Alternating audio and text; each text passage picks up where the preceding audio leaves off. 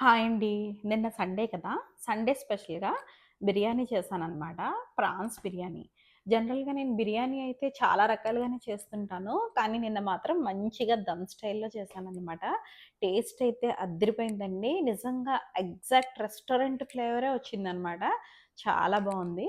So, ముందైతే ఇవి half kilo prawns. Half kilo ప్రాన్స్‌కి ముప్పావు కిలో రైస్ అయితే సరిపోతుందనమాట. బాస్మతి రైస్ చక్కగా క్లీన్ చేసుకొని పక్కన పెట్టుకోవాలి. ఇప్పుడు ఆయిల్ వేడెక్కిన తర్వాత క్లీన్ చేసుకున్న ప్రాన్స్ కొంచెం పసుపు వేసుకొని, వాటిలో ఉన్న నీరంతా ఎగిరిపోయి, ఇలా ఎర్రగా అయ్యేంత వరకు వేయించేసుకోవాలి. ప్రాన్స్ ఇట్లా ఎర్రగా వేగిన తర్వాత ఇవొచ్చి పావు కిలో పైనే ఉంటాయండి ఉల్లిపాయలు. ఉల్లిపాయలు కొంచెం ఎక్కువ వేసుకుంటే మనకు బిర్యానీ ఫ్లేవర్ బావుంటుందనమాట. నిలువుగా కట్ చేసుకున్న ఉల్లిపాయలు, మన కారానికి తగినన్ని పచ్చిమిర్చి, కొంచెం ఉప్పు, కరివేపాకు కూడా వేసుకొని, ఉల్లిపాయలు మెత్తబడేంత వరకు మీడియం ఫ్లేమ్ మీద వేయించుకోవాలి. ఉల్లిపాయలు మెత్తబడిన తర్వాత ఒక స్పూన్ జింజర్ గార్లిక్ పేస్టు, ఒక స్పూన్ గరం మసాలా పౌడరు, మన రుచికి సరిపడా కారం కూడా వేసుకొని, కొంచెం జీడిపప్పు కూడా వేసుకొని, చక్కగా మొత్తం అన్నీ ఇలా బాగా కలుపుకుంటూ, ప్రాన్స్ అంతా దగ్గరికి ఫ్రైలు అయ్యేంత వరకు మగ్గించుకోవాలి.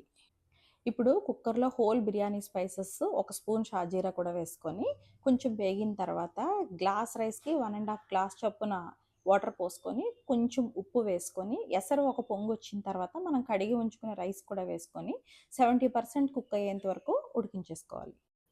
70% కుక్ అయిన రైస్‌లో మనం ప్రిపేర్ చేసుకున్న ప్రాన్స్ గ్రేవీ మొత్తం ఇలా ఒక లేయర్‌లా స్ప్రెడ్ చేసుకొని, పైన కొంచెం పుదీనా, కొత్తిమీర కూడా వేసుకొని, కుక్కర్ లిడ్ క్లోజ్ చేసుకొని, విజిల్ పెట్టకుండగా లో ఫ్లేమ్ మీద 20 మినిట్స్ పాటు కుక్ చేసుకోవాలి. అంటే మనం చికెన్ దమ్‌కి ఎలా కుక్ చేసుకుంటాం, ఆ టైప్‌లోననమాట.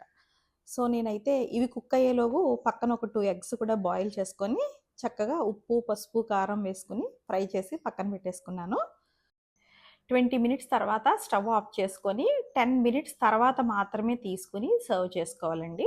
అప్పుడే బిర్యానీకి పట్టాల్సిన టేస్టు, ఫ్లేవర్సు అన్నీ బాగా పట్టుకుంటాయన్నమాట. అసలే బయట వర్షం ఒకటి పడుతుందేమో, చక్కగా వేడి వేడి బిర్యానీలో పక్కన ఇలా ఒక ఎగ్ పెట్టుకొని, కొంచెం రైతా వేసుకొని గనక తింటే అద్దిరిపోతుందంతే. తప్పకుండా ట్రై చేయండి.